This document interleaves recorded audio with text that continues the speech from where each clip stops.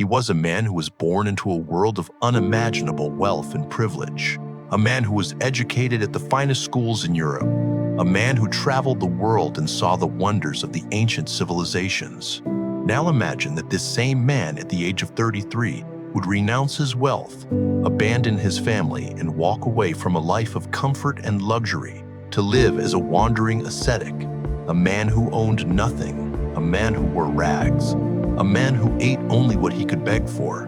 He would spend years searching for the meaning of life, enduring unimaginable suffering, fasting until he was near death, and sitting in meditation for days on end.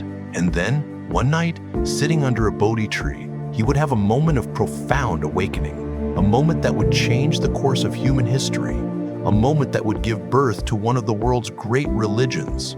This is the story of Siddhartha Gautama, the man who would become the Buddha, the Enlightened One. But here is what most people do not realize about the Buddha, the man who taught the world about the path to enlightenment, the man who preached the importance of detachment from desire, the man who is remembered as a symbol of peace and compassion, was also a man who was deeply human, a man who struggled with doubt and fear, a man who was often frustrated by his followers, a man who was deeply practical, a man who was not interested in metaphysical speculation, a man who was deeply concerned with the suffering of ordinary people, a man who was a teacher, a counselor, and a friend to all who came to him.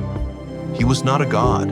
He was a man who found a way out of suffering, and he dedicated his life to sharing that way with others. To understand the Buddha, you have to go back to the beginning, to the lush gardens and golden palaces of Kapilavastu, the capital of the Shakya kingdom in what is now Nepal, where he was born around 563 BCE, into a world of immense privilege and power. His father, King Suddhodana, was the ruler of the Shakya people, a man of immense wealth and authority, a man who was determined to protect his son from the harsh realities of the world. His mother, Queen Maya, was a woman of great beauty and grace, a woman who was beloved by her people. According to legend, she had a dream on the night of his conception, a dream in which a white elephant with 6 tusks descended from heaven and entered her womb. It was a dream that was interpreted as a sign that she would give birth to a great leader, a man who would either become a powerful king or a spiritual teacher. She gave birth to Siddhartha in a garden, in a grove of sal trees, while standing and holding on to a branch. It was a peaceful and auspicious birth, a sign that he was destined for greatness. His mother died just 7 days after his birth, a tragedy that would shape his life and his understanding of suffering. He was raised by his aunt Mahapajapati Gautami, a woman who loved him as her own son. Siddhartha was a boy who was deeply protected from the world. His father, fearing that he would fulfill a prophecy that he would become a spiritual teacher rather than a great king, surrounded him with luxury and pleasure. He built him 3 palaces, one for each season, and filled them with beautiful women, musicians, and dancers. He was forbidden from seeing the outside world, from witnessing the suffering that was endemic to human existence. He was a boy who was raised in a bubble of privilege, a boy who knew nothing of sickness, old age, or death. He was a boy who was being groomed to be a king, a boy who was being prepared to rule. He was also a boy who was deeply curious, a boy who was constantly asking questions, a boy who was not satisfied with the easy answers that were given to him. He was a boy who was searching for something more. He was married at the age of 16 to his cousin Yasodhara, a woman of great beauty and intelligence.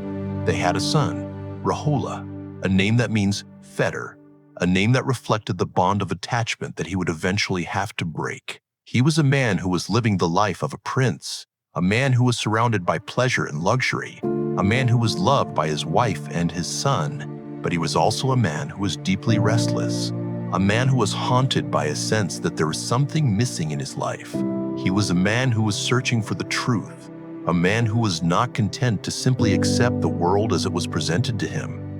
The turning point in his life came when he was 29 years old. He decided to venture outside his palace walls, to see the world that his father had tried so hard to shield him from. He made 4 journeys, and each journey revealed a new aspect of the suffering that was endemic to human existence. On his first journey, he saw an old man, bent and frail, his body racked with age. He was shocked. He had never seen old age before. He asked his charioteer what had happened to the man, and he was told that all people grow old, that it is an inevitable part of life. On his second journey, he saw a sick man, a man who was suffering from a terrible disease. He was horrified. He had never seen sickness before.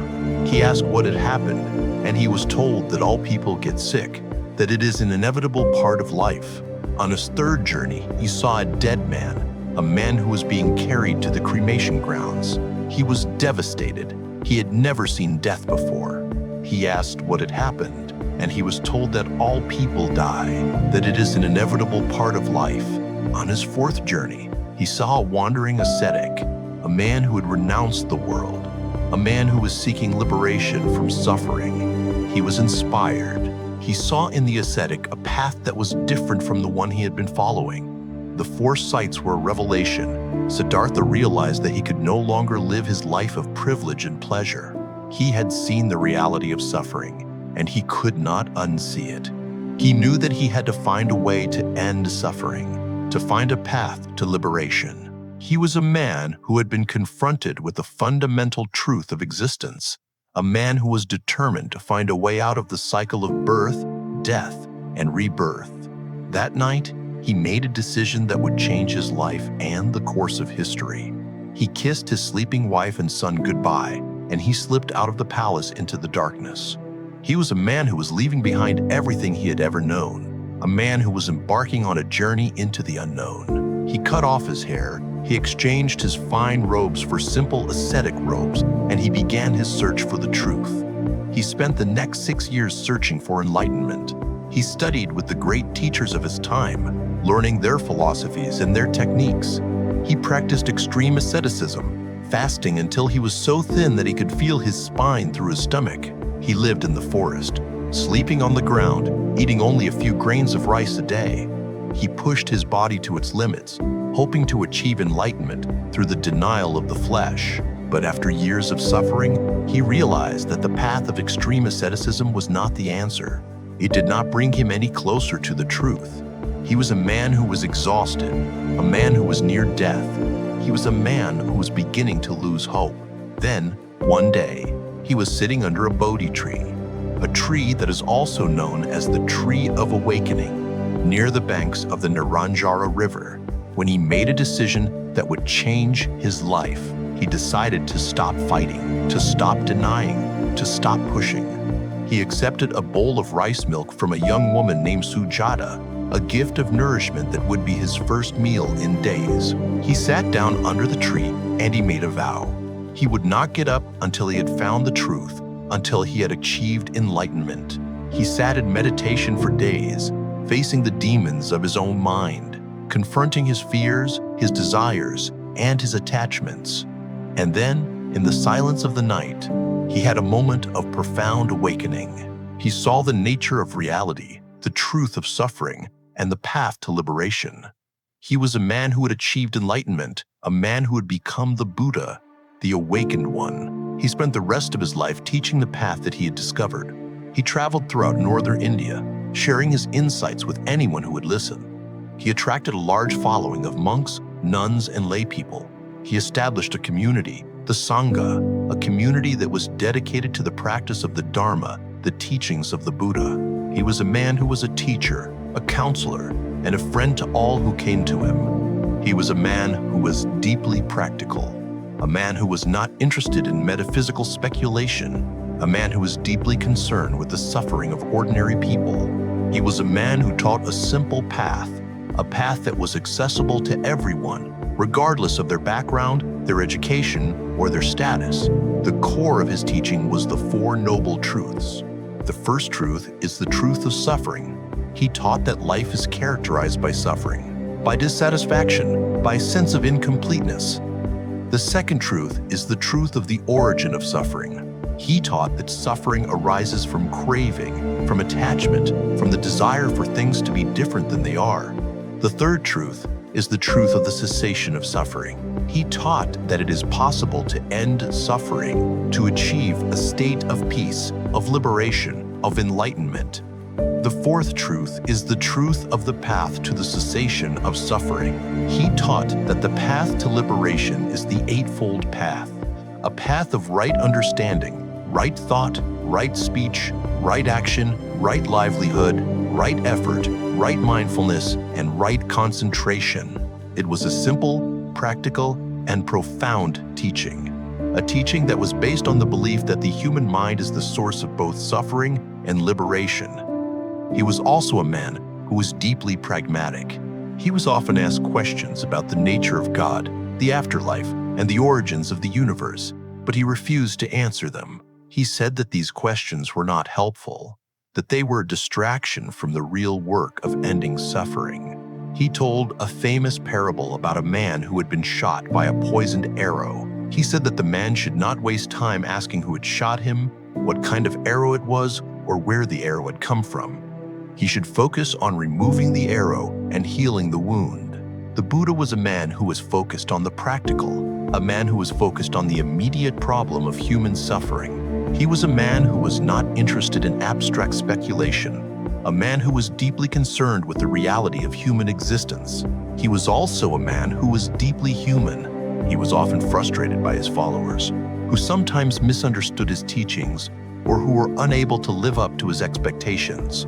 He was a man who was patient, but he was also a man who was firm. He was a man who was compassionate, but he was also a man who was demanding. He was a man who was not afraid to challenge his followers, a man who was not afraid to correct their errors. He was a man who was deeply committed to the practice of the Dharma, a man who was determined to help others achieve liberation. He died at the age of 80, a man who had achieved more than any other teacher in history. His death was a moment of profound grief for his followers, but it was also a moment of great peace. He had achieved the final liberation, the state of nirvana, the cessation of all suffering. He was a man who had found the end of the road, a man who had achieved the ultimate goal. His final words to his followers were, "While conditioned things are subject to decay, strive on with diligence." It was a simple and profound message, a message that would inspire generations of followers to continue the path that he had begun. The legacy of the Buddha is one of the most profound in human history. He is remembered as the founder of Buddhism, one of the world's great religions, a religion that has shaped the culture and the history of Asia for millennia. He is also remembered as a philosopher, a teacher, and a guide, a man whose insights have inspired millions of people around the world. His teachings are based on the principles of compassion, mindfulness, and the pursuit of liberation. He has been honored with statues, temples, and monuments around the world. He is a man who is considered one of the greatest spiritual teachers in history, but his legacy is also a story of a man who was deeply human, a man who was not afraid to struggle, a man who was not afraid to fail, a man who was not afraid to change his mind. He was a man who showed us that the most important thing is not the perfection we achieve, but the progress we make. Why should someone born today still care about the Buddha? Because his life is a testament to the power of the human spirit and the importance of compassion. He was a man who was not content to accept the world as it was, a man who dared to imagine a better world, a man who was willing to sacrifice everything to make that vision a reality. He showed us that the most powerful weapon in the fight against suffering is not violence, but compassion. He showed us that the pursuit of truth is a noble endeavor, and that it is never too late to change the world. He was a man who believed in the power of the human will, and he was a man who was not afraid to dream. He was a man who changed the world, and his story will continue to inspire generations to come. He taught us that the most important thing is not the success we achieve, but the compassion we cultivate. He taught us that the path to liberation is not found in the denial of life, but in the embrace of it. He taught us that the most powerful force in the world is not violence, but kindness. He was a man who showed us that even in the darkest hour, hope is possible, and that the human spirit is indomitable. He was a man who changed the world, and he will never be forgotten. He was a man who showed us that the most important thing is not the obstacles we face, but the way we respond to them. He was a man who showed us that even in the darkest hour, hope is possible, and that the human spirit is indomitable. He was a man who changed the world, and he will never be forgotten. He was a man who showed us that the most powerful force in the world is not violence, but the will to overcome, the will to transform, the will to find peace. He was a man who was not just a teacher. He was a man who was a beacon, a man who was a light in the darkness. He was a man whose story will continue to inspire generations to come. He was a man who showed us that the most important thing is not the success we achieve, but the difference we make in the world. He was a man who showed us that the pursuit of excellence is a noble endeavor, and that it is never too late to change the world. He was a man who was not just a hero. He was a man who was a legend. A man whose story will continue to inspire generations to come. He was a man who taught us that the most important thing is not the obstacles we face, but the way we respond to them. He was a man who showed us that even in the darkest hour, hope is possible, and that the human spirit is indomitable. He was a man who changed the world, and he will never be forgotten.